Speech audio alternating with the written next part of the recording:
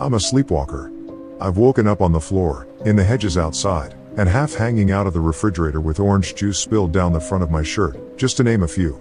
Most of the time it would end in uncontrollable laughter for my 2 roommates, and thankfully over time my embarrassment wore off. Last fall, however, that all changed. My roommates and I attend college in a fairly rural Midwest area, so the nightlife consists mostly of house parties and bonfires in cornfields. One Saturday night, my roommates and I were driving down a gravel road to the family farm of a friend when our high beams hit something about 200 yards down the road on our side. It looked like someone walking, so we thought maybe a fellow partygoer had some vehicular troubles, though we hadn't seen any abandoned vehicles on the way in. We turned off the high beams, and as we got closer we saw that it was a red-haired girl in a white dress that almost matched the fairness of her skin. I was in the passenger seat, so I rolled down the window and stuck my head out as Thomas slowed the car. "Hey, do you need a ride?" I tried to call out in the friendliest voice possible to alleviate any fears that may be caused by a car full of guys approaching a girl by herself in the woods. As Thomas continued slowing the car down, I could hear the gravel crunching underneath us, and eventually we came to a halt.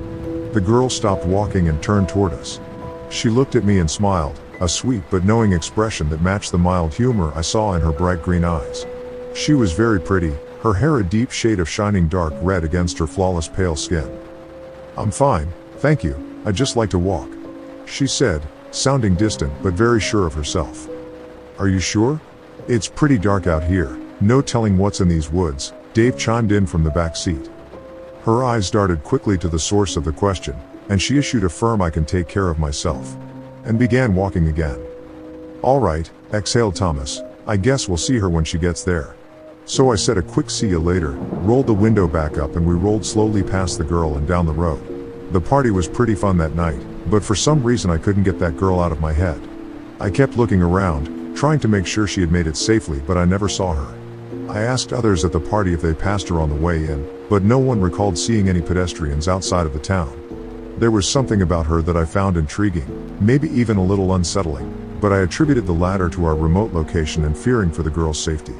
Dave suggested that maybe she lived around there and was just going for a stroll, but the only residence within 15 miles of that place was another farm that had been abandoned for over 50 years, so I wasn't convinced. Eventually, the party died down and we got ready to leave.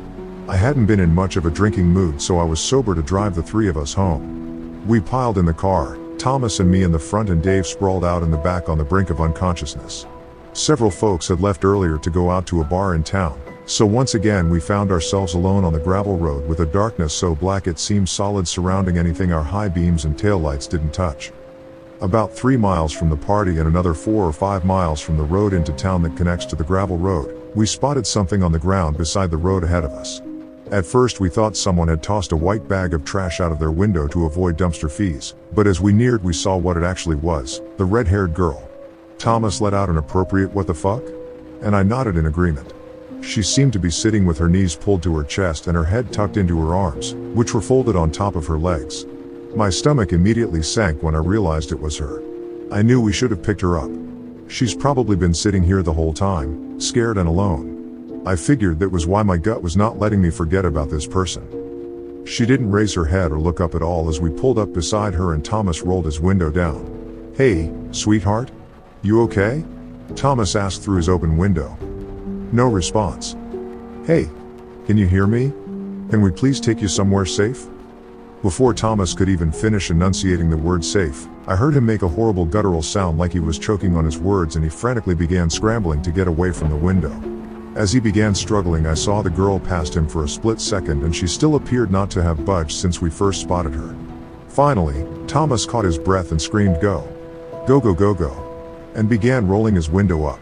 His tone genuinely freaked me out, even though I hadn't seen or heard anything, so I took off and we didn't look back until we hit the road that would lead us into town. "What the hell just happened back there?" I asked him. I'm pretty sure Dave slept through the whole thing.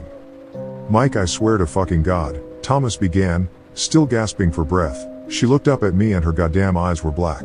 I could hear her talking in my fucking head. "Dude. What the fuck? Wait, what? What the hell are you talking about?" She didn't look up the whole time. I didn't hear anything. I was starting to get uneasy, but this sounded like a crazy drunk guy rambling.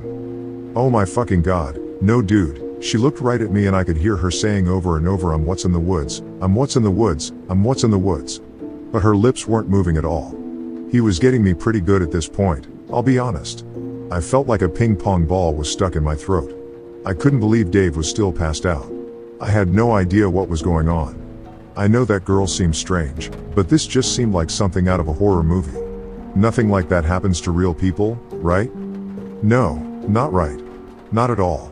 We finally made it home, but not without looking in the side and rearview mirrors more than we looked ahead.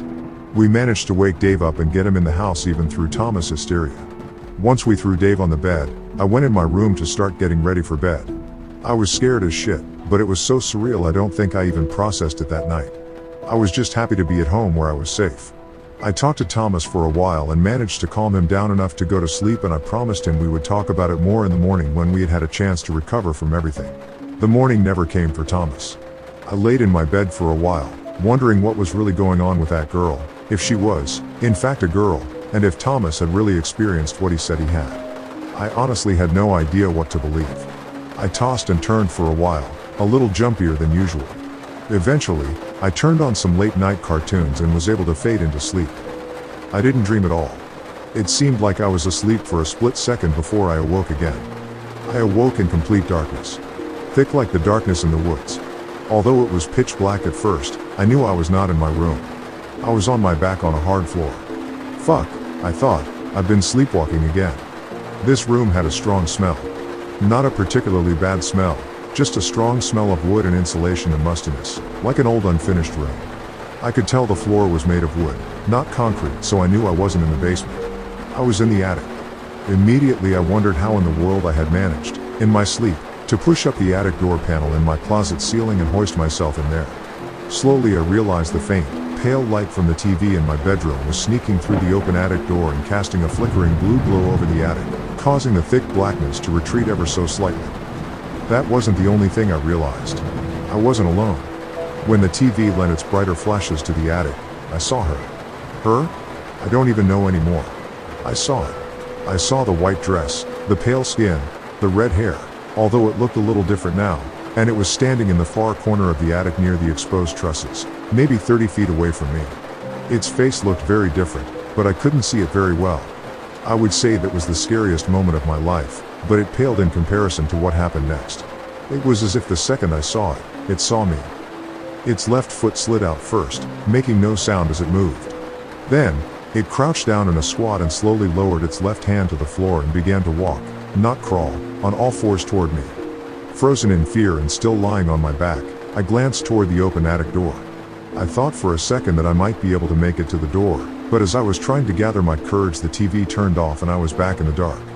With a sinking feeling, I tried to be brave and tell myself this was just a dream I was waking up from. That didn't last long. As soon as I turned my face back toward the thing approaching me, the TV flickered back on. The girl, this thing, it was staring at me, maybe 6 inches from my face. Its skin was still white as snow, but grotesque-looking blue veins bulged beneath its surface. Its forehead and eyes were unnaturally large and completely black, just as Thomas had said. I noticed its fiery hair looked different, and then realized its hair wasn't red at all. It was blonde and almost completely saturated with blood. I could see the blood running down its forehead, into its black eyes and around the 2 holes where its nose should have been. The worst part was the mouth. Its thin lips curled back from pointed yellow teeth in a hideous grin that seemed to fade into the darkness on each side and never end. It was the horrific, unmoving visage I was staring at as the words "and what's in the woods" rang over and over in my head in a voice that seemed to belong to something incredibly old and unfathomably evil. Even though the screaming was all in my head, it felt as though my eardrums were about to burst. Over and over I heard this phrase what's in the woods shrieked at me from the wheezing, nearly motionless monster that was before me. It seemed to consume me, the TV light fading out until I saw nothing but the grinning face of that creature. This is the last thing I remember. I'm safe now. Thomas and Dave burned with the house, but somehow I made it outside, where I woke up. Almost everyone assumes I was sleepwalking and was already outside when the fire started, but I know what happened. The police don't believe me, but I know. I told them what happened, and I guess that's why I'm here now. Maybe they kind of think I did it, who knows? Seems the only thing they could prove was that I'm a lunatic. I don't mind. The strong leather straps keep me in my bed at night. No worrying about where I'll wake up or what I'll do. I just go to sleep in my bed and wake up in my bed. I used to sometimes see the creature in my dreams, but they're giving me something for that now. It's not so bad. I just get a little tired sometimes. I might try to get some rest now.